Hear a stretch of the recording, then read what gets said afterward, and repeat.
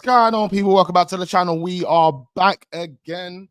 Wednesday brunch after a lovely victory, beating Porto on penalties. We are through to the quarterfinals of the Champions League, ladies and gentlemen. I see those salty haters out there. I know you man are hating. Keep hating. Keep hating. Arsenal are through. We have never been to this stage of the competition in 14 years, and we are back again. Make sure we are hitting the like button. Do subscribe to the channel if we are new. Turn the notification bells on. All of that type of stuff. All of that. Come on, man. Big up all the real ones in the building. We appreciate you. We're gonna look at everything there is to look at. Sérgio, Conceição, and Mikel Arteta. War of words. There's beef. Sérgio thinks he can step up to our guy, Mr. Mikel Arteta. Our guy, you know, bloody hell. Is he our manager? He's our manager. He's our manager, though, isn't he? Oh, yes. Sérgio thinks he can step up. I'm kind of split over yesterday's game, to be quite fair, yesterday's performance. Because on one hand, I'm overly gassed with the fact that we are through and we did win on penalties. David Raya, the superhero, yesterday. Incredible performance from David Raya, man. Love to see it. Love to see it. That has won over a number of fans.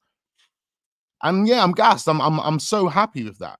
But on the other hand, I was looking at that performance and I was thinking, no, we look like we're trying to bottle this.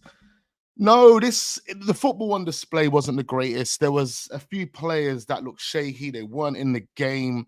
We obviously are going to touch on all of that. Pause. Yeah. Make sure you are hitting the like button and share this video, man. Share this video. Do comment down below. Let me know how you're feeling right now. Arsenal through to the quarterfinals. Who do you want to draw there? There's some interesting teams in there. There's two teams, or I think there's two games to be played tonight. The two of the favorites, I think PSV and Dortmund. I mean, that's kind of the easier route. But do we want the easier route, ladies and gentlemen, or do we want to draw someone big? Do we want a PSG? Do we want a Barcelona? Do we want a Bayern Munich? Because that's what I'm looking forward to. I'm looking forward to one of those draws. I actually want Barcelona, or I was going to say PSG there. Oh, yeah, PSG. Let's go for PSG. I want to see Mbappe turn up at the Emirates. Look, am I delusional enough to believe Arsenal are going to win this Champions League? No, I'm not. You know, I would love for Mikel Arteta and Arsenal to win the Champions League. I would love for it to happen. But I'm not delusional enough to believe it. So I'm just vibing right now. Let's be honest. I'm just vibing. I'm rolling with it because, you know, the quarterfinals is a fantastic position to get ourselves in. In fact, just winning last night generates Arsenal close to £100 million. Oh yes, £100 million. Yeah. Now, obviously, everyone's going to say, look, it's all about winning. But like I said, I'm not delusional enough to believe Arsenal are going to win the Champions League. However, does that mean we don't win the Premier League? We can't go for the Premier League because we know what we can do in the Premier League. We've seen the performances in the Premier League. We know the fear that they have for us in the Premier League right now. So we can take advantage of that. We're playing beautiful football in the Premier League. I don't know what it is. I don't know why in the Premier League we look like one of the best teams in the world.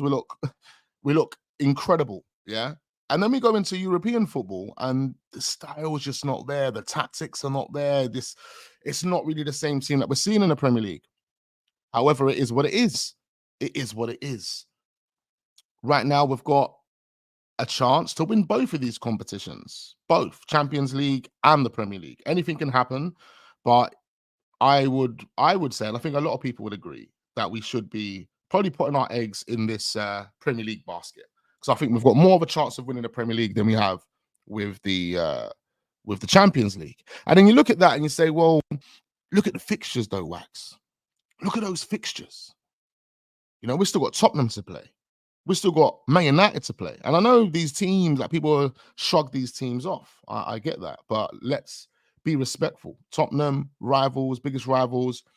You know, we hate them, they hate us. It's going to be mad. It's going to be mad. Man United, similar type of vibe. You know what I mean? It's going to be mad. And you still got the Chelseas. You still got the Aston Villas. You still got the Man City who we got after the international break. So, look, the fixtures are mad. But then again, the teams in the competition of Champions League are mad. So, look, it is what it is, man. Do comment down below. Let's touch on this situation with Mikel Arteta and Sérgio Conceição, the beef is on. Yeah, Arsenal fans don't like this manager anymore. They've never liked the manager. Porto have dropped down the list in terms of respect, the amount of respect we have for this team right now. And it all kind of started with that Kai Havertz push, didn't it? That's where it started for me. Kai Havertz pushed it on. Kai Havertz pushed it on, and then they targeted Kai Havertz. They targeted him, didn't they? They gave Kai Havertz a hard time after that. Elbows in the backs. They was fouling him left, right, and center. But that's where it kind of started from. And then it kind of escalated from there. And then I just don't think Sérgio was happy with what was going on. And to a degree, especially after the comments that was made by Mikel Arteta, I feel like Mikel Arteta did say something to him. I don't think this was a made-up situation. Like the guy's delusional, and he said, "Oh no, my man said this about this." We are going to touch on everything he's actually said, or what he's allegedly said. But it's interesting. It's interesting. We're going to touch on it. Big up Isaac in the building. Big up Rodney. Big up 1962 Guna. Big up Leonora. I see you. Big up my guy Ro Gumsy Gums in the building. Big up Sean in the building. A9's in the building. The real ones are in the building. Make sure we're hitting that like button as we join. We are going to be here for just over an hour, ladies and gentlemen. We've got a lot to actually run through. So fasten your seatbelts. Fasten your seatbelts. So let's touch on, let's see what we saw. This is what we saw, because we never kind of knew until after the game that there was a situation. This is what we would have saw at the end of the game. Everybody would have seen this. Let's actually take a look at what happened. What did we see? Let's go back. Let's pull him up. So we see this. And I was thinking, what's going on here? Now I'm thinking, is this where Mikel Arteta went to go and give him a handshake? You know, going to say, yeah, you know, big up, you know, good game. And then my man just kind of tried to move, you know, different. Like what was going on here? But clearly he had a problem, and he told Mikel Arteta what the problem was and what he felt. Now, listen, if Mikel Arteta said whatever he said, because apparently his response would have been, the person he was speaking about is no longer with us, referring to that person is now dead. R.I.P. to that person. Whether it's his mum, his dad, uncle, whatever, he's basically saying Mikel Arteta offended someone, or offended him and was cussing out someone, basically. But this is what we would have saw. Like, this is all we would have saw. We didn't know what was going on. And it was weird. And even the way he stormed off and walked away.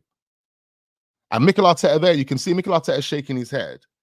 He's kind of saying, in my opinion, I obviously never said whatever you think I've said. That's what it seems like Mikel Arteta is saying. But a part of me does believe Mikel Arteta is one of those dons. You know, when he feels pressure, when he's like so raging, when he's so passionate, when he's so in that moment, he will say things that he might not mean.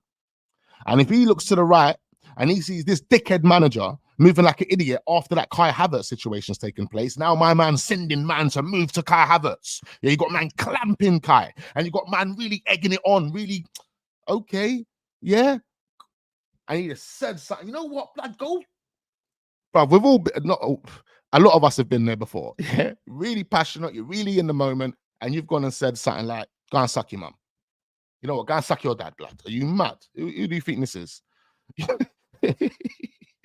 And, you know, maybe there was, you know, something said, right? But Mikel Arteta was then asked after the game about, you know, this incident.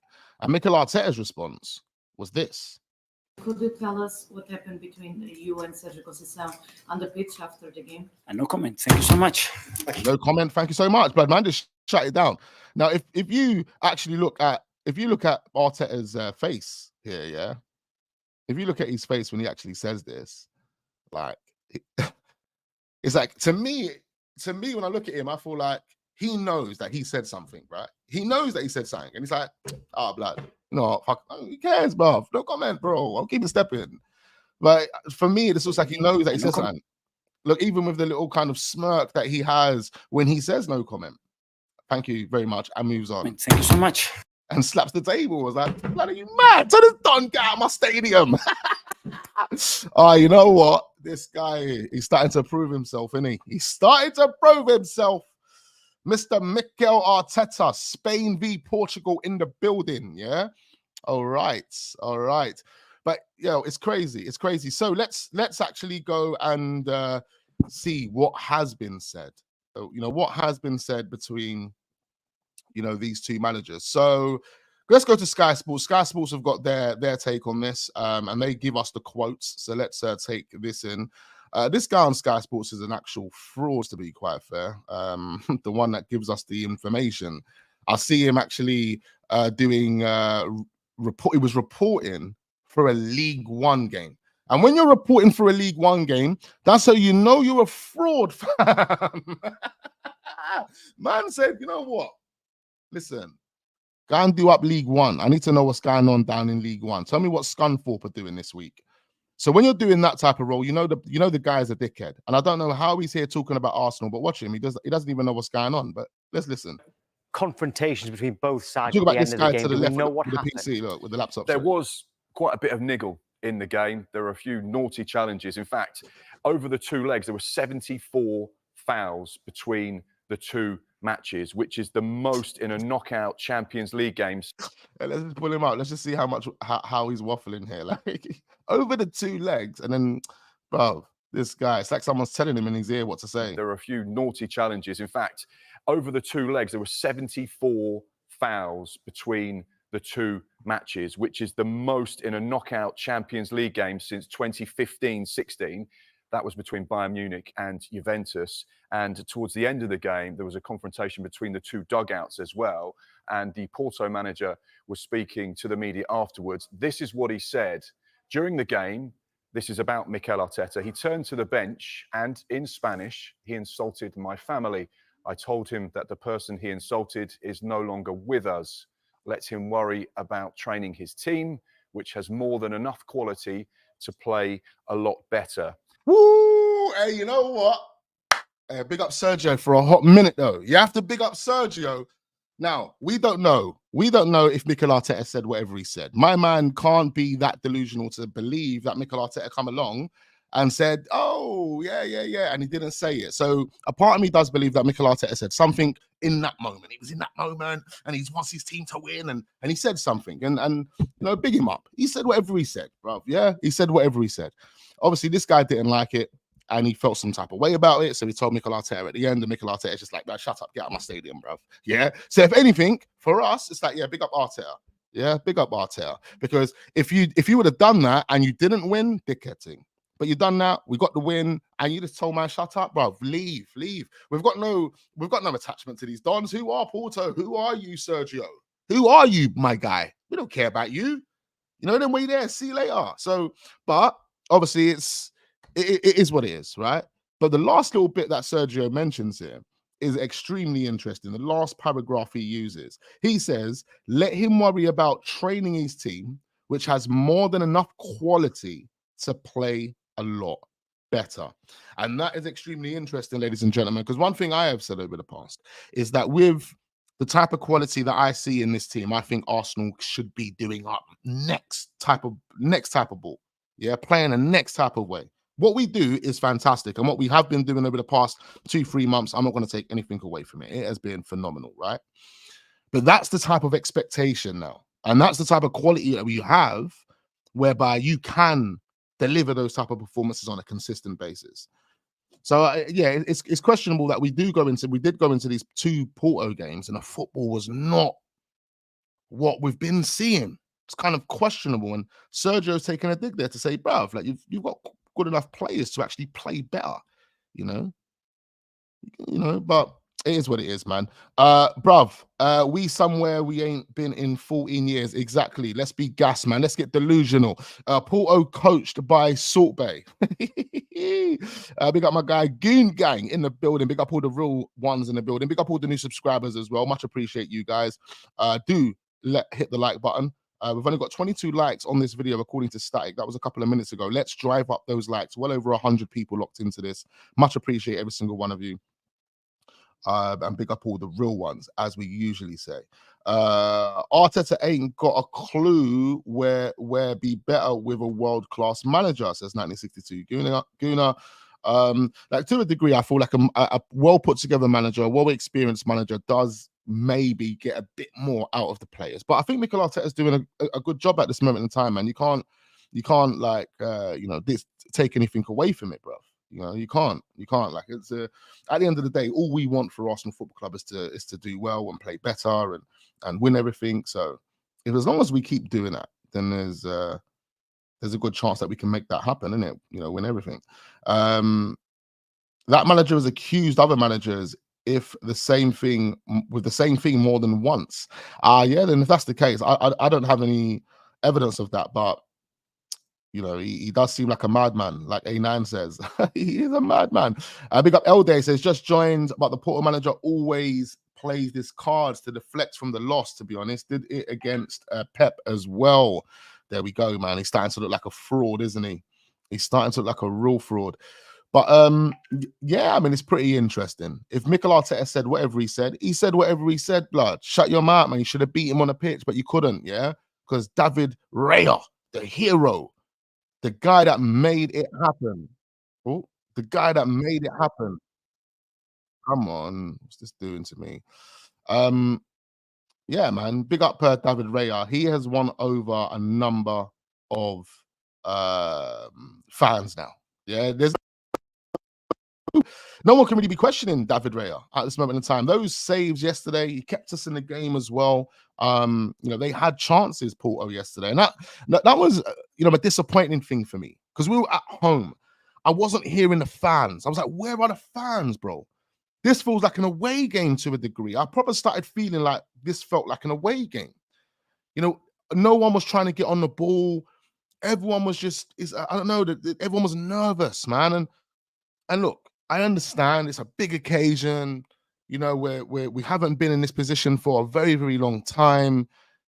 And Porto have got, you know, history in the competition. But come on, all you got to do is just play your game, man. Play your game. Just see it as another game of football. It's another game of football. And with the way we've been playing recently, we should have the arrogance of being we're unstoppable. Have it, man. Because when like these big clubs, you think Real Madrid ain't gonna go out in a game and start moving all cautious and start moving like, bro, they want it.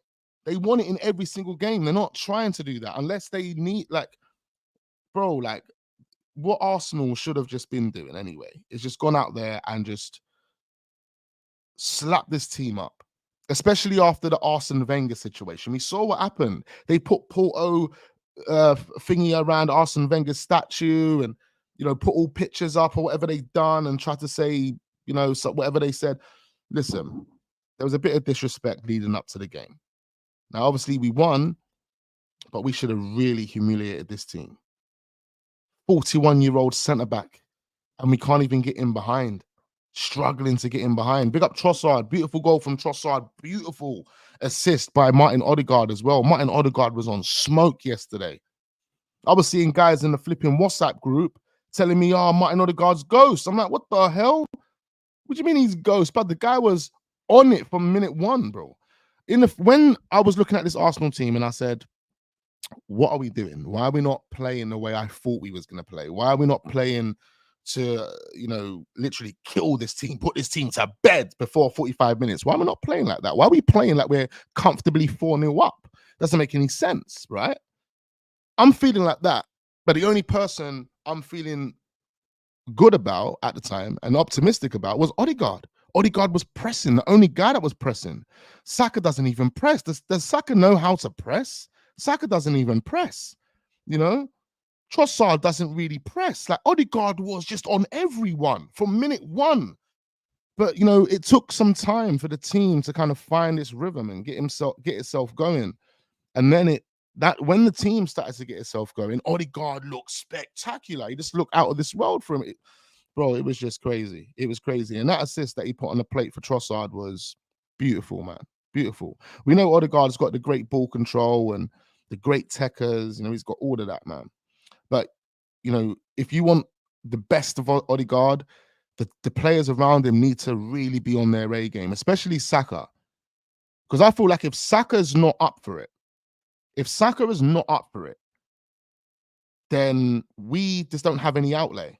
We have no one to really, you don't understand. And this is the reason why you go into games and have 1-0 scraps or draws. Because you've got that one player in Saka who we really rely on so much that's not on it today. It's not on it today. So if you're not on it, Saka, that means we can't get anything. We have to scrap for something. So Saka just needs to be more on it, man. But David Raya, massive props to this guy, yeah? Big up everyone in the chat, man. There's just under 200 people. I know there's so many comments coming in. I am reading through the comments as we go along. But I will be involved in the comment section in a second. Make sure we are hitting the like button, man. Keep hitting that like button. But their manager seems like a fucking, pardon my language, sorry. Seems like a real dick. Yeah, pause. Player said the atmosphere was great. Yeah, like, it didn't feel that way through the TV. I have to be honest. You know, maybe in the second half it started to pick up. You know, there were chants, there were singing. I did, you know, eventually hear some, but there was moments of silence. There was moments where I felt like I was hearing a Porto crowd more than I was hearing Arsenal, and a Porto crowd have got one little minor section in comparison to what we've got. So it was questionable at times. I never want to see Eddie in the Champions League again. Awful. How can he slip from touching the ball with no pressure? Yeah, that's nervous. That's nerves, boy. Listen, no one off the bench really made a difference, did they? You know, I was disappointed at the fact that Jorginho went off early and Kai Havertz stayed on the pitch. I didn't see a need for Kai Havertz on the pitch. I thought, you know what, take Kai Havertz off and bring Jesus on. But we took Jorginho off and brought Jesus on, didn't we? Like it didn't make any sense to me anyway. But obviously, you know, the most important thing is we got the victory and we go through to the next round, of course. But Eddie, these type of players, they need to go. Zinchenko was poor as well. Zinchenko, man, he's giving passes away. I thought Zinchenko was a guy, you know. I even said in the group last night, I think we have to just get rid of Zinchenko. For me, Zinchenko's not the answer. He's not, man. He's not the guy anymore. He gave us that 1 year of brilliance, or he gave us that uplifting season last season. It was an uplifting season. The spirits were high. He helped with the mentality, and that's what we needed. We needed a player to come in and help with the mentality. Someone that can come in and say to these players, you know what? You can do it, blood. You can do it. We can do it. Because that's all the players needed. If you think about before Jesus and Zinchenko joined the club, what players did we have in that dressing room that would have kicked all the players up the arse and said, you know what, guys, we can do this. We can do this. None of them. They would all have been sitting there taking their paychecks, saying, hey, top four. But Zinchenko and Jesus come in and literally changed the mentality of the players. And the players woke up and realized, actually, we can do this. We can. And that momentum and that mentality has just continued ever since. We've got hungrier, we've got monstrous. Mikel Arteta has been drilling these guys with whatever he's been drilling them with, taking them over to Dubai, doing some sort of rituals with them. I don't know what he's doing, but he's got them in a place where these guys are on stuff. Yeah, they're on stuff. And right now, it's about, you know, continuing to build on that. Zinchenko, I think you've reached your ceiling. You're not going to go any further than you have at Arsenal. Big you up. Let's try and make some change off this, Don. And then let's bring in someone else. Let's bring in a Jeremy Frimpong who's having a fantastic season. Let's bring in someone who is having a standout season that is ready to actually help a team over the line. You know, then we're there. And that's the realest of it, you know. Like, he was moving bears nervous yesterday. This is what I'm saying. But we scrapped past Porto. It was a scrapping. This is what I'm saying. At this moment of time, I don't want to be too negative, but I do want to voice my disappointment at the overall performance. You know, we should have really, over both legs as well, we should have really been slapping his team like 5-1 on aggregate. That's what it should have been. It shouldn't have been, you know, a lousy draw that has to go down to penalties. You know, and it's not being disrespectful to Porto, but this is holding Arsenal in a position where, come on, guys, look at the quality that we have. You know, if anything, man, we should all have that type of attitude and energy. You know, but at the same time, be grateful that we went through, thanks to this guy on the screen, David Raya. You know, bro, Lord knows if Salah was available for that Liverpool match, we would lost. Salah would have had his number. Zinni makes some mistakes every game at dumb times and in dumb positions, and he doesn't have the athleticism to get back and do the things that we need him to do as well. So if they get in behind Zinni, he's done. He's done. He's out of the game. He's gone. It's finished. I think he made a pass yesterday. Literally, the guy's in front of him. He passed it just to him. Like, yeah, there you go. Have the ball. Don't make any sense. But yeah, it was crazy, man. It was crazy. Big up all the real ones in the building. Keep hitting that like button, man. Keep hitting that like button. Let's get well over 100 likes on this video. That is very, very achievable within the next couple of minutes, man. So let's hit that like button. Let's hit that like button. But anyway, do continue to get your comments in as well. I want to know your thoughts on the game.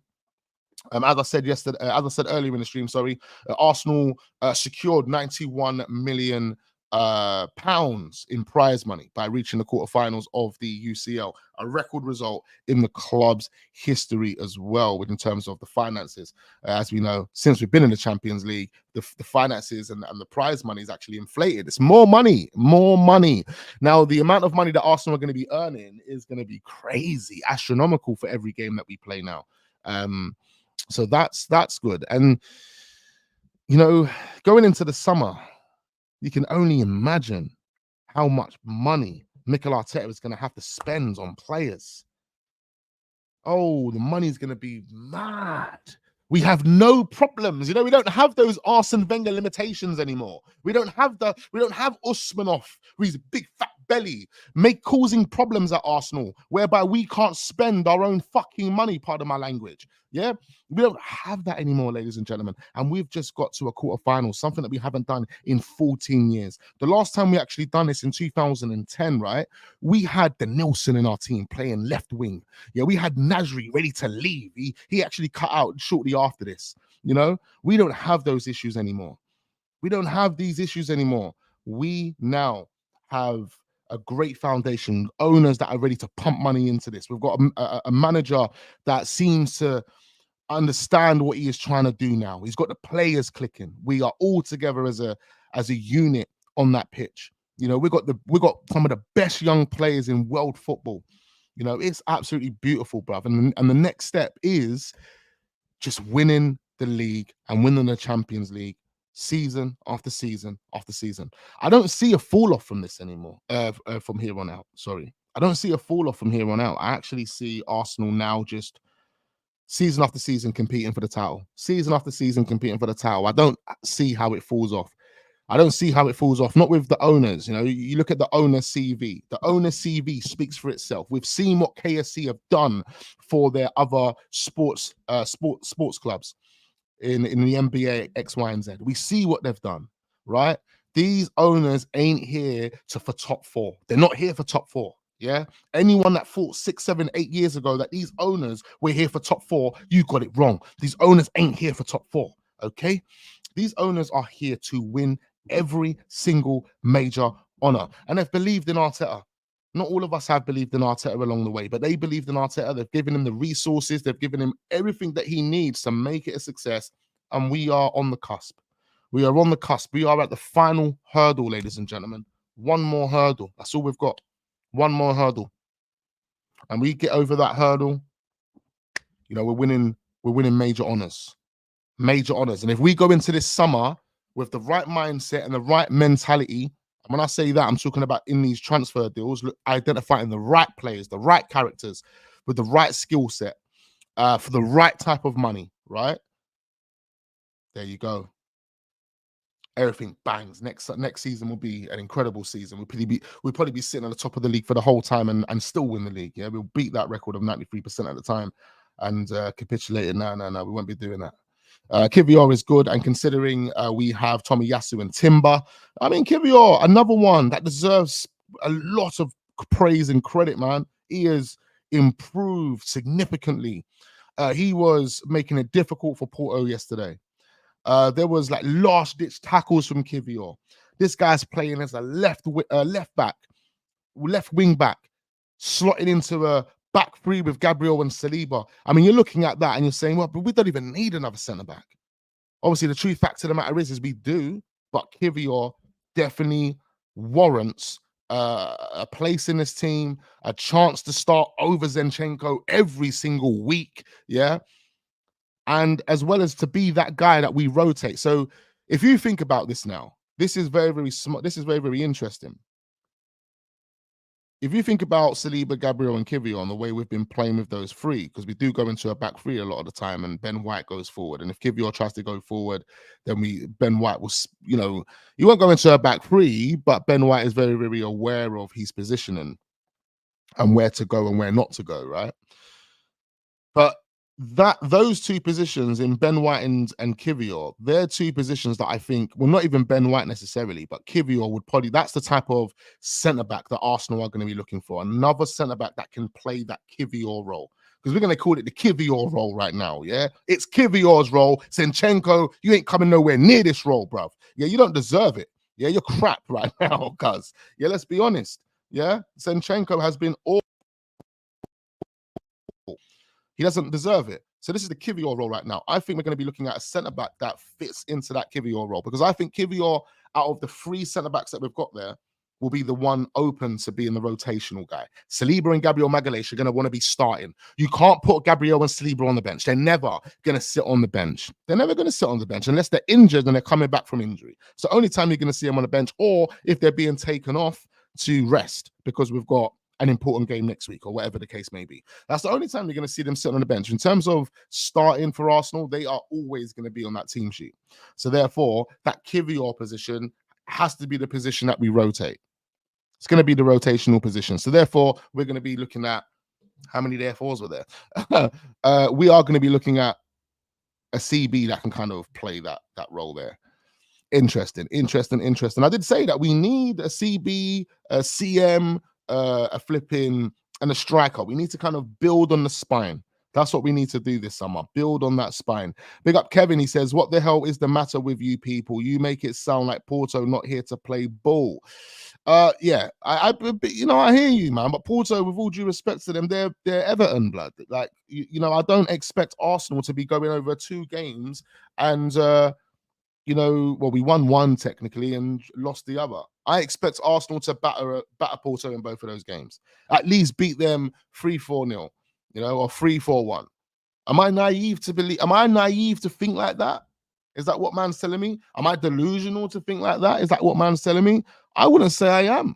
If you think about what Porto was doing before they played Arsenal, they weren't doing well. They were third in the league. There was about 25 goals behind third. So they wasn't scoring goals. It's only the other day when they beat Benfica 5-0. People were like, oh my God. Okay, cool. They beat Benfica 5-0. Big them up, But their goal record wasn't great prior to playing Arsenal, And they haven't been the same team. They've been selling most of their top players over the past couple of years as well, So now, again, with all due respect to them and the players that they've got, Arsenal should be beating them. I could see Fulham, West Ham, Newcastle, Aston Villa. I can see all those teams going against Porto and slapping them, beating them. No penalties, no penalty eating. But it is what it is, man. We got the victory. That's the most important thing. Big up all the real ones in the building. Make sure we are hitting the like button, ladies and gentlemen. Got well over 200 people now locked into this one. Big up every single one of you. Do subscribe to the channel if you are new. Get your comments in, all of that type of stuff. Arsenal missed Martinelli. Wax, stop twerking, you sellout. For a raw opinion, grow a bone. Well, who's twerking, cuz? What are you talking about? I've just given you what it is. I've given you what it is on a platter. What the hell are you talking about? Who am I twerking for, my guy? Which team you want to go against next in the quarterfinal? I want Barcelona or I want PSG. One of those teams there. Or even Real Madrid. Why not, man? Any one of the top teams. I want any one of those top teams, bruv. Ben White yesterday, yeah, he put in a shift. Bruv, listen, I see Kivior sprinting. Kivior looks like he's got some pace on him, man. He's got some pace on him.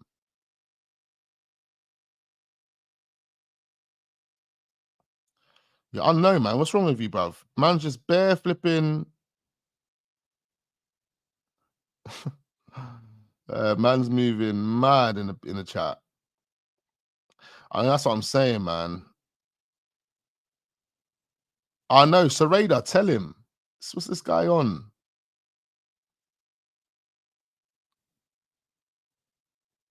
Yeah, everyone get on to Unknown, man. He's in here trying to troll. Get on to him.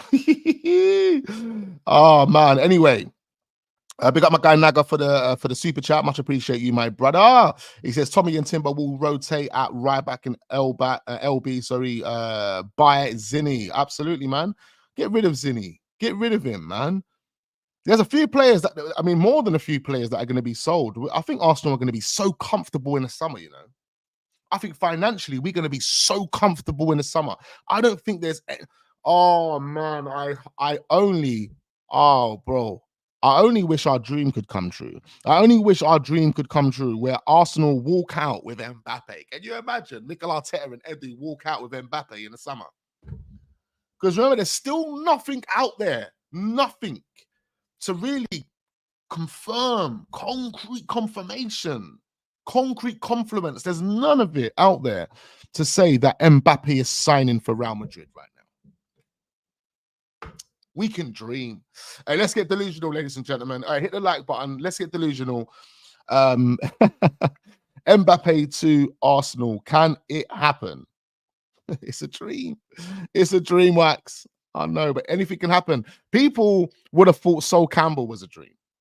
I swear, everyone would have thought Sol Campbell was a dream. No one would have ever thought that Arsenal, that David Dean and Arsene Wenger would have walked out with Sol Campbell. In fact, the media didn't even think that would have been the case. There was speculation, but they actually thought David Dean and Arsene Wenger was walking out with some next on. They thought they were walking out with some next on. Remember, this is off the back of Arsenal doing, some incredible things as well. Like, so the spirits were high everywhere, and nobody would have expected Arsenal at that time to pull off a move like that. Even though Sol Campbell isn't as big as an Mbappe, it's just the pulling off that type of move. That's all it is.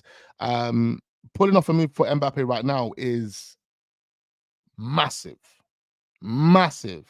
It's just as massive as it would have been at the time for Arsenal to pull off the Sol Campbell move. And that's the comparison I'm giving it. But you never know, man. If we win the Champions League and Mbappe hasn't signed for Real Madrid, we could possibly change his mind. There we go. Remember that smile on Wenger's face at the presser? Oh, trust me, it was mad. It was mad, man. Life was amazing. And we're getting back there now, ladies and gentlemen. We're getting back there. We are getting back there. Okay, so let's touch on more stuff that's being spoken about in regards to this game, because it's pretty interesting, right? So we've got Reece Nelson. He's planning to leave Arsenal in the summer window as he is not getting enough playing time, according to reports that are coming out this afternoon. So Reece Nelson, I told you these men are going to be gone, man. They're going to be gone. It was funny to see Jamie Carragher actually wearing an Arsenal shirt last night. Who saw that? Jamie Carragher, you sellout. Unknown tried to call me a sellout, bruv. Yeah, I'll be a sellout if you see me sitting on this stream with a flipping, Liverpool jersey on. I'm sure you would. Them way there. But nothing's more of a sellout than this fraud, Jamie Carragher. Now, I do want to speak about Bukayo Saka because I think yesterday's performance with Bukayo Saka was absolutely awful. And he knows that. We all know that. But I just want to kind of touch on him. Not touch on him. Pause, multiple pauses. And let's listen to what these guys are saying anyway. And let's see this fraud, Jamie Carragher, real sellout, actually wearing an Arsenal shirt. I think all these guys are just Arsenal fans, man. We see it with Daniel Sturridge, Michael Richards, who's also here as well, I think. And yeah, Mikel Richards got it stuck on again the other day. I think this was like last week when we beat Brentford. Yeah, it was stuck on again. You're an Arsenal fan, and yeah. Oh man, everyone's Arsenal fans. These guys are just lying behind their. If this isn't too personal a question, I know that you two have a relationship, you have a friendship, right? Can I ask you, like, how often do you guys touch base, and what does it mean to you when he reaches out? Well, yeah, Thierry checks up on me a lot, and it's Good. nice, you know. It's Thierry, so obviously it's a pleasure, and yeah, he's giving me advice on and off the pitch, and it's really helping me. So I appreciate it, TT. Is it a praise or critique? No, it's both. It's both, because I need both. I can't just be praised all the time. Look at I'm this not gonna fraud, improve, and he's man. giving me advice. Oh man, yeah, let's pull it. Let's just put Carragher. I can't believe it. Look at him. I wonder what Liverpool fans have to say about this. What do Liverpool fans have to say about this? I'm sure there's Liverpool fans in the chat right now. Do comment down below. Let me know your thoughts on Jamie Carragher wearing this Arsenal shirt. How fraudulent is this? He called him Robbie from AFTV. Oh man, Jamie Carragher came for Henry and Kate. No limits. Your manager needs to hold corn over playing him and thinking about the headlines Mikel Arteta takes.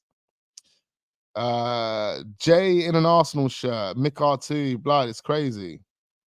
Yeah, I knew Mikel Richards was an Arsenal fan from a long time.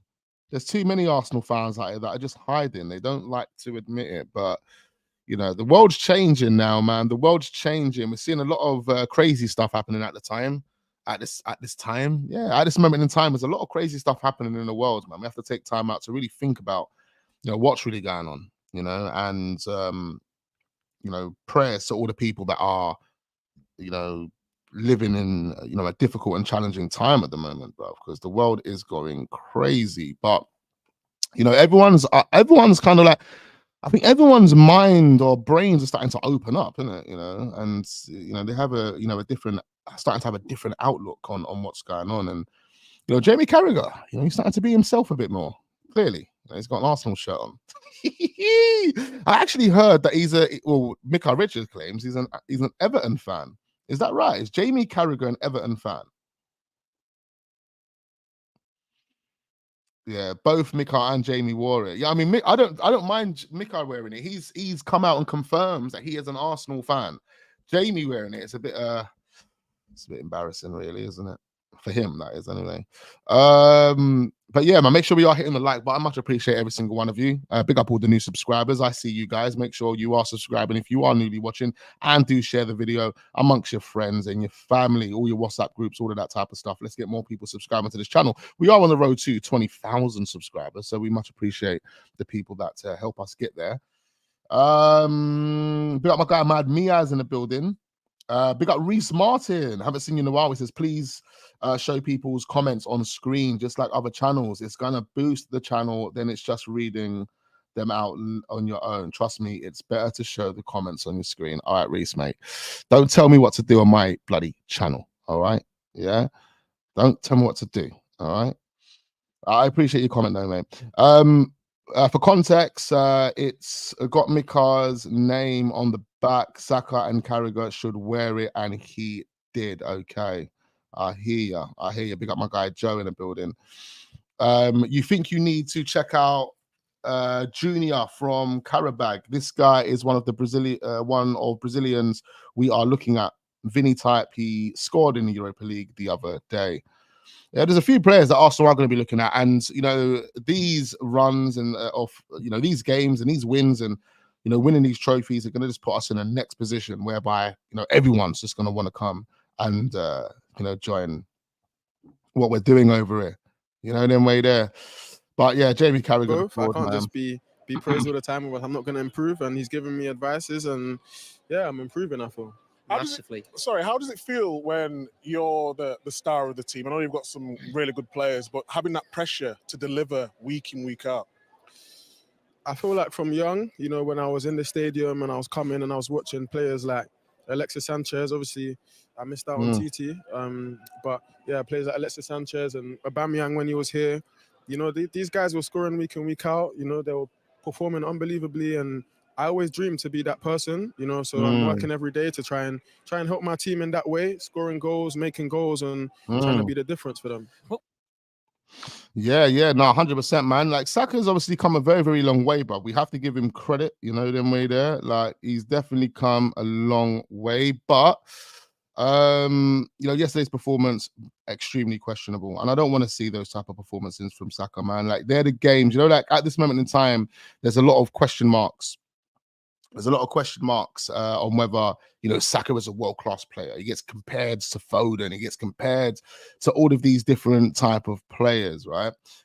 He's even being compared to flipping, what's his name? Cole Palmer. And to a degree, I feel like it's a slightly bit disrespectful for Cole Palmer to already be in that conversation. I get it for Saka and Foden because they more or less broke onto the scene around the same time, and they've more or less been competing. But Cole Palmer's just literally just come on the scene, like he's just come on the scene, and he's already being compared to Saka.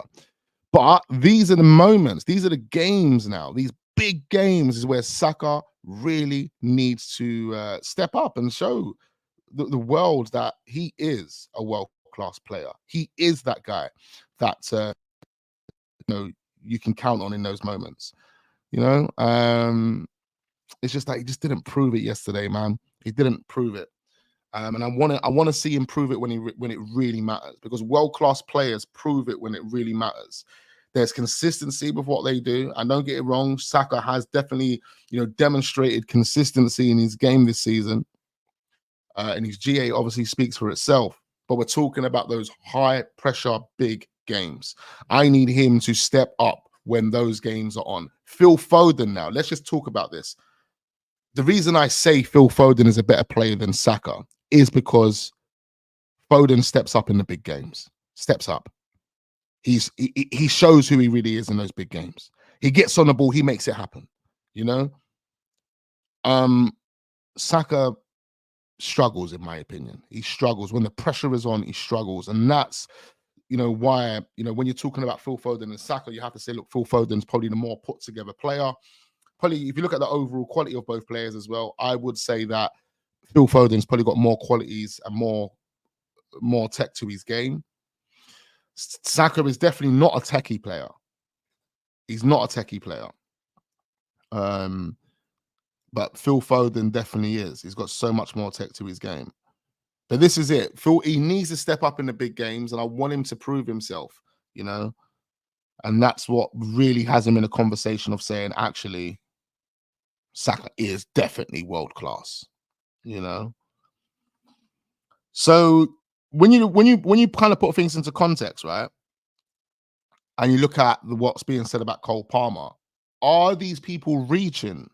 Like, are Chelsea fans and are the media, are they reaching when they actually put Cole Palmer in the same conversation as Bukayo Saka? Foden is better than Saka, no cap, 110%. Of course, Phil Foden is better than Saka. He plays multiple positions at a higher level than Saka.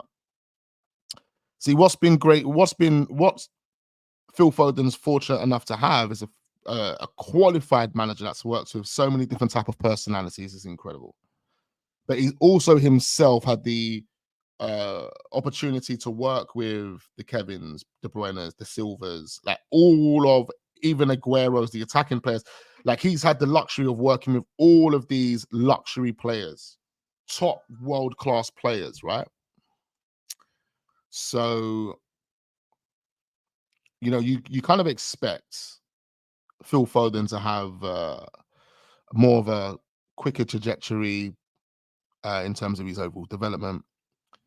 And this is one of the reasons why I've always said that we needed experienced players at Arsenal. I would have been happy to kind of keep, you know, certain players around. Let's not mention no names, but there would have been one or two, maybe three players that I would have aimed to keep around, even if they wasn't getting minutes, even if I wasn't playing them the way you know, they needed to play, or people might have wanted them to play. I still would have kept them around because I know they would have been a good influence on the Sakas, the Martinellis, in terms of their growth and how they can learn and build as players. But then I guess that would have been the thinking behind, signing Jorginho. A player like Jorginho, that would have been the same thinking. Signing Trossard. I know Trossard's not the most experienced player, but he is an experienced player, isn't he? And he is a very, very good player. So at the same time, Trossard 27, 28 coming in, working with Saka and Martinelli, there will be an opportunity to learn and grow from that. You know what I mean? So that's clearly the thinking behind those two type of deals. But yeah, Foden's had mad influences around him, mad influences. Saka's everyone's guy, but facts are there's better ballers out there. Foden 23 won everything already. There we go, man. There we go. And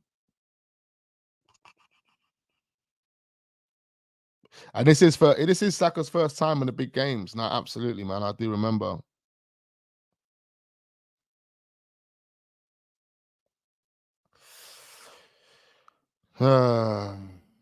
We need that Wax and Wiz collab, Henry and Burkamp settings. Jeez. Yeah, man. Hopefully we can make something happen. Wiz is not fully back yet. I'm sure you guys have noticed.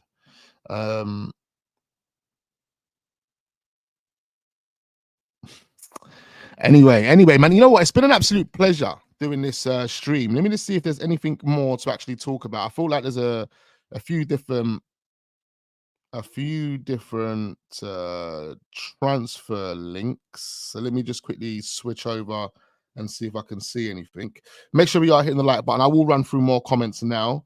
So if anyone does want to get their comments in, I know there's just over 200 people still watching. So if anyone does want to get their comments in, do get your comments in. It could be anything that you want to ask me, question, anything that I've spoken about in the stream, anything. Just do comment down below. Let me know right now. I'm giving you 5 minutes, 5 more minutes. This is interesting. Victor Gyökeres, as we do know, Gyökeres, one of the main players that Arsenal will be targeting. Arsenal are willing to go all out to seal the signing of Sporting Lisbon sensation Victor Gyökeres this summer. The 25-year-old has scored a remarkable 33 goals from 37 appearances, and as well as the chips in for 12 assists. The Portuguese side want between 80 to 100 million. Now, there's obviously a release clause in the player's contract. That release clause is, what's the release clause? 100 million euros. But many believe that you're not going to have to trigger the release clause for this one. You're not going to have to trigger the release clause because the amount of money that we could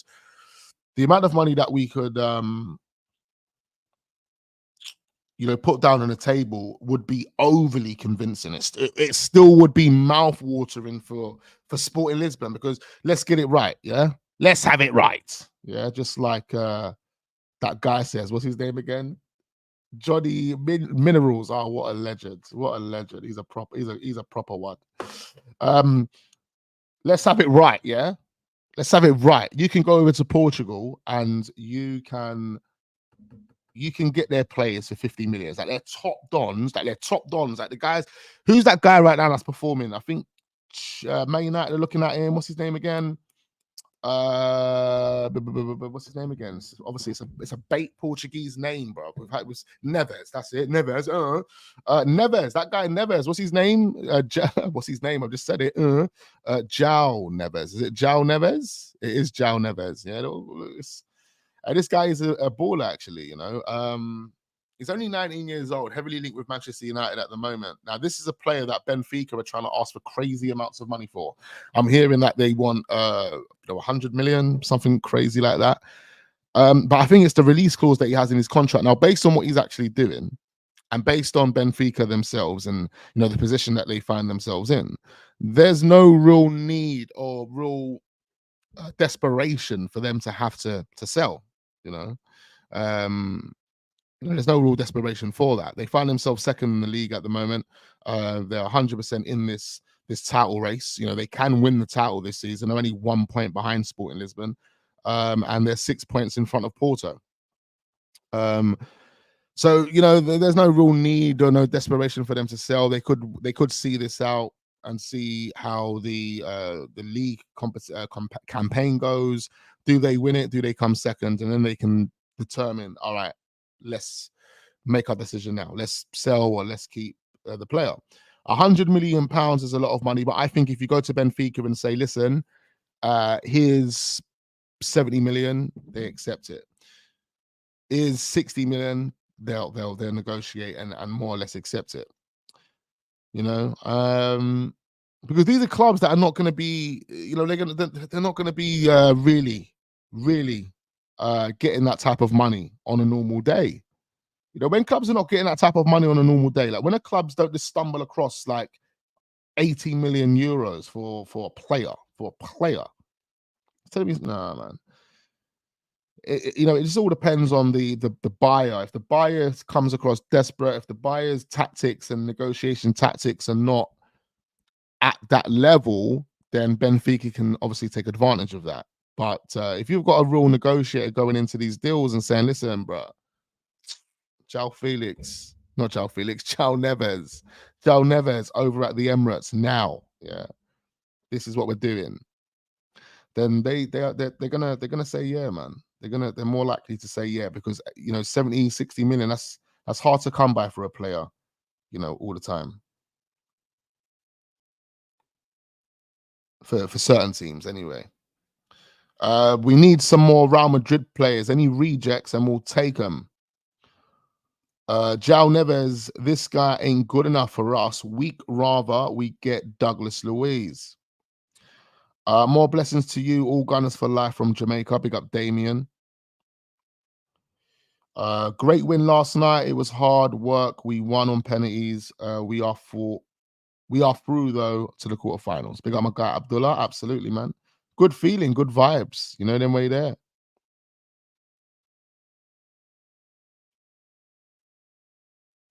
Wax, I think Nico Williams would be a good player to get in. Yeah, he's on the list. He's definitely on the list, this Nico Williams guy.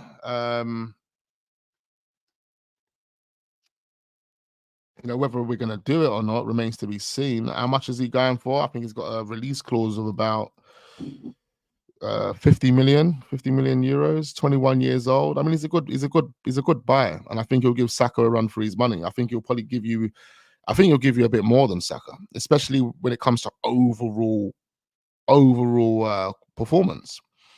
Overall performance, I just think he gives you more, especially getting into the final third. You know, it'll give you Martinelli vibes moving the ball into the final thirds, you know, but even a bit better than Martinelli, because his ball control and his ability to take players on and his skill and even the mentality that comes with taking the players on has grown significantly over the past 12 to 24 months with Nico Williams, and now he's just on smoke. He's on fire. If he came with that same mentality over to Arsenal, I think he does better than both Martinelli and Saka. And that's, you know what I mean? Big up Nataro in the building. Much appreciate you each and every time. Come on. Big up Lolly. Flipping hell. Pause for your name, bro. DJ Lolly. Vegas Gunner says Nico Williams is already on 200k a week, euros, 200k a week. I don't think we'll pay that much to a backup.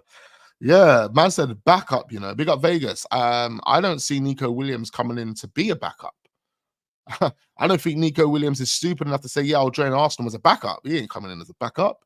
He's in that first team. He wants to be in that first team. Someone's going to have to get dropped, blood. This is it, man. Like, if we want to grow this squad, let's be honest now, yeah? If we want to grow this squad, for us as fans, firstly, we need to get over this emotional attachment that we have to players. We want to grow this squad. That's the first thing we're going to have to do. And the second thing the manager's going to have to do is stop having favorites. Like, stop having favorites, because if you've got your favorites, then you ain't going to find anyone better than those favorites, are you? Because you ain't looking for anyone better than those favorites. We as fans are going to look at that and say, no, we need someone that's on par with that favorite or better than that favorite. And then you have a conflict, because when you look at the player that you feel's on par or better, is he going to be happy to come in as a backup and be that Don sitting on the bench because you favor Saka or you favor William Saliba or whoever it is? So it comes with problems, and therefore the manager needs to just drop favoritism. He can't have any favorites. Saka, if you're not performing, my guy, we're going to do what Pep Guardiola done to Kevin De Bruyne the other day. We're dropping you, my guy. We don't care. You know, just drop him. Pep Guardiola didn't pet to take Kevin De Bruyne off in a big derby, blood. The biggest derby of their season. Like that derby could be seemed bigger than the Arsenal and Man City derby. Why? Because they're the juggernauts of the league, apparently. They're the juggernauts. So if they're the two juggernauts, that's basically saying that's Real Madrid and Barcelona going at it right now. That's what you're calling that. That's what they're calling that match. And you're telling me KDB got dragged off. Their best player got dragged off. Okay. That's what serious managers do, isn't it? When the player is not stepping up and doing what he needs to be doing, he's not having an influence in the game. It's not getting on the ball. It's not making the right passes. It's not making the right runs. Sorry, bro. What are you doing? Get out of here. Come off. And that's what Mikel Arteta needs to start doing, man. The substitutes yesterday were late. You know, it was like 100 minutes in. We've only made one sub while Porto had made 5. It's like, bloody hell, man. Crazy. Whoever we get in the draw on Friday for the Champions League quarterfinals, we need to win the game and the tie in 90 minutes. I don't want us to have a penalty shootout again. That was nervous. Yeah, it was very, very nerve-wracking. Absolutely nerve-wracking, mate. Now people see why I said Rodri is City's best player. KDB is one of the best City players, but not one of the best PL players ever.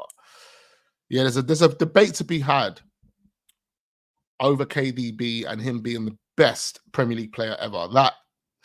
That doesn't sit right with me. It doesn't sit right with me. I'm sorry. You man are basing this on the fact that Pep Guardiola has done a mazza at Man City. That's what they're basing it on, really. That's what people are basing Kevin. You are basing it on Pep Guardiola doing something that no other manager has done since he has been in the Premier League. That's what you're basing it on. Now, big up Kevin De Bruyne. He has done extremely well. But you do the eye test and you look at everything that there is to look at in regards to him and every other top CM or AM, whatever you want to call it, 8 or 10. There are multiple in the league that have been in this league historically that are way better than Kevin De Bruyne. Yeah, and Paul Scholes for me is one of them. Yeah, people trying to tell me Kevin De Bruyne is better than Paul Scholes. Nah. I'm not even a Man United fan, as we know, bro. This is just realism. That's all it is. Paul Scholes, out of this world. Out of this world, mate. Would have loved to have him at Arsenal. Beckham was better than Kevin De Bruyne. I mean, that's a conversation to be had. And that's not even a delusional one, but come on, that's not delusional. Of course, you would say Kevin De Bruyne had a bit more to his game than David Beckham. David Beckham was it was very one-dimensional with his play, but he was class at what he done. He had a lot of qualities, of course, but he was just a guy that would just get the ball up the wing and bang it in the box. And obviously, when he put him on free kicks or corners, set pieces in general, we knew he was a problem. If you look at the overall play, I would say Kevin De Bruyne probably does beat David Beckham. I think he does beat David Beckham. But, you know, even then you would say they're two different players, aren't they? David Beckham wasn't even a right winger. He wasn't even a winger. David Beckham was more of a traditional right midfielder. So it's totally different to a right winger. And it's not, I mean, you say totally different. There's not a lot of difference, but it is in the way football gets played today. There is a big difference. There is a bigger difference. 90 likes on this video. Wonderful. Let's get over 100. Let's get over 100 now before I wrap the stream up. I've literally got 5 more minutes in me and I've got to wrap this. I said that about 10 minutes ago. Look at me. KDB is better player than Modric, if you ask me. You like that one. So who was that? Is that Jay-Z? No, that's Kanye West. That's what he would say, innit? I swear that's his line, but not obviously KDB. Nah, bro. Beck's played Milan, PSG, Real Madrid, Man United. Yeah, he played for top clubs, man.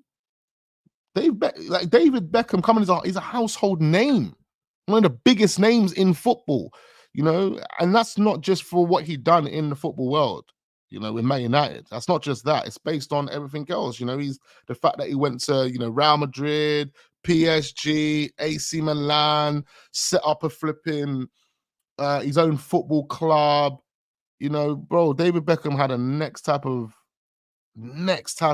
mentality, bro. His thinking was next level, man. Next level. He done extremely well and established himself as a true legend in the football community, in the football world. Lizana Diarra played for top clubs. Yes, A9 is the best. I swear, Dan. Top bins at the beach with 3 balls. Watch that clip. Listen, David Beckham's techie. He had a good shot on him. He had a good shot on him, and he was good with the ball at his feet. You know what it was? He wasn't really that fast. He didn't really have the agility and all those things that come with those today wingers. You know, that today wingers and the wingers that was about at that time as well. We can't get it twisted. Like when David Beckham was about, there were other wingers out there, like real wingers that had real flair, that had, you know, the agility, the ability to run and take players on, like really take players on and do all the skills and all the tech. You know, we saw that with Ronaldinho. There was better man out there at the time, right? That's what I'm saying. This is the reason why I'm saying that David Beckham was more of like one of those traditional old school type guys. He was one of those guys. But his technique when it comes to striking a ball, absolutely beyond this world, bro. One of the best to ever see. The Predator boots, as I'm saying, he's done a collaboration with Adidas. He's the one that started the Predator thing. I had the Predators in white, blood. I love those boots, blood. The white ones. They cost my mum £110 at the time. That's like spending, I mean, I swear down, £110 then was like spending maybe about 6-7 bills now. No joke, with the way inflation has gone over the years. So yeah, my mum bought me those Predators. I was so gassed. Before the Predators, I think I had the R9s, but those Predators just changed the game. Yeah, changed the game for me. The white Predators, I played with them. I even tried to play. I had the blades. Yeah.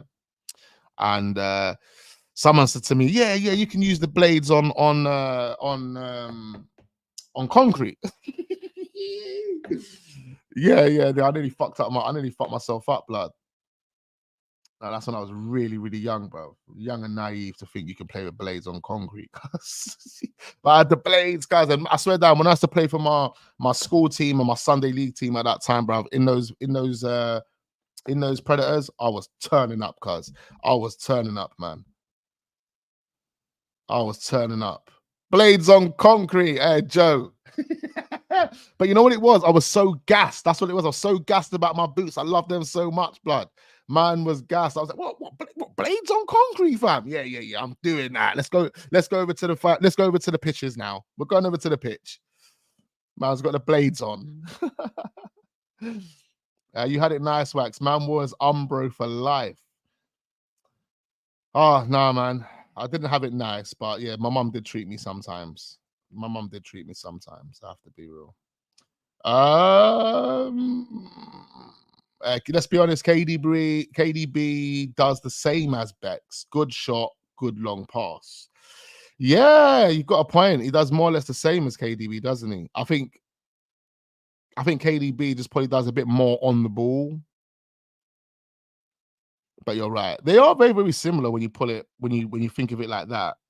You know, when Kevin De Bruyne is just more or less used for his vision and his pass and his technique, his crosses. You know, he does do a lot of crosses. I think he puts the most crosses into the box in the Premier League, blood, even when he's injured. Modern football boots are the bane of my existence now. They're too narrow for my foot. Bro. Listen, I went to, where did I go? I went Sports Direct. I went to the Sports Direct in Oxford Circus about a year ago. And in the Sports Direct in Oxford Circus, bro, they got the whole collection. You're just there like for ages. Which ones do I want? Not realizing that, bro, you really think any of these motherfuckers are going to fit your foot? I told the man to get me every single size, but I was trying to get 2 sizes bigger than my foot was. I was like, bro, why is my foot not getting in there? Big up Nike. What did I buy? Because I had them. Where are they? They're not here. They're not here. I'm just looking down because I've got some trainers just lying around me right now. But I pulled them out of a bag. Some Nike ones that I picked up. They were the only ones that my foot could actually fit into. Blood. Only ones that my feet could actually fit into. The shoes, the football boots these days are narrow, crazy narrow.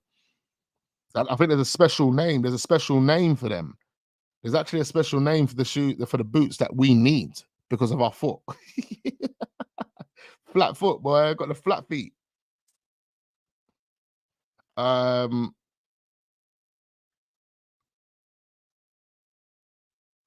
I had to buy the Adidas Mondials. Yeah, I bought Nike. I found Nike ones that fit me. I don't know where they are. I'm pretty sure I see them, bro. Where are they? Let me show so I can show them to the camera before I duck out, but I can't see them. My missus must have put them in the shoe cupboard. 94 likes, guys. Come on, man. 100 likes. 100 likes, man. I've been sitting here waiting for these 100 like mark. And Static is still telling me only 94. Come on. And we've still got well over 100 people locked in. Come on. Get me 100 likes. I only remember Bex for his underwear commercials. Oh, come on. Pause, man. Pause. Fucking hell. Pause. Why are you in there doing all that tech? What about trying for Isaac, says Vegas Gunner, as a striker and Joe Linton as a midfielder enforcer? We need more fogs like him, and he's out of contract next year. Look, I'll take Isaac. I'm not too sure about Joe Linton. Leave Joe Linton where he is. But Isaac all day. 100% taking Isaac, man. Big you up, Vegas Gunner. Thank you ever so much for the generous super chat there. Okay, are we at 100 likes yet? Are we there yet? It's a bit disappointing that we haven't reached it with the amount of people that we've had coming in and out of this stream. But David Bex he's made it. Come on, man. He's got his hands in about 10 to 15 different pots, bro. Yeah. When you're cooking like that, yeah. It's mad. Anyway, guys, let me wrap this, man. I ain't got time to wait for 100 likes. You guys are violating, or maybe we're over 100 likes and Static's thingy is delaying. I don't know. I can't see. I'm not really looking, to be quite fair. But big up everyone. It's a vibe. It's a vibe at 5. Is that today? Rio Ferdinand's channel. I like that channel, man. Hopefully I can get myself in there. Rio, bro, shout me, get me on there. What was I going to say before I leave? I was going to say something. Literally, just slipped my mind. It's gone. I don't know where it's gone. Big up Russell. Big up Melbourne. Big up Winning Ways. Big up Nagar. Big up my guy A9 in the building. Big up all the real ones. Big up Leonora. Big up Static in the building. Big up Joe as well. I see you, Joe. Much appreciate you each and every time. Come on, man. Big up Just Ads as well. All the guys that I can see here at the bottom of the chat. Mad Miaz, much appreciate you. Hit the like button on your way out. I am wrapping this up now. It's been an absolute pleasure. And yeah, look forward to seeing you guys on the next one. Peace.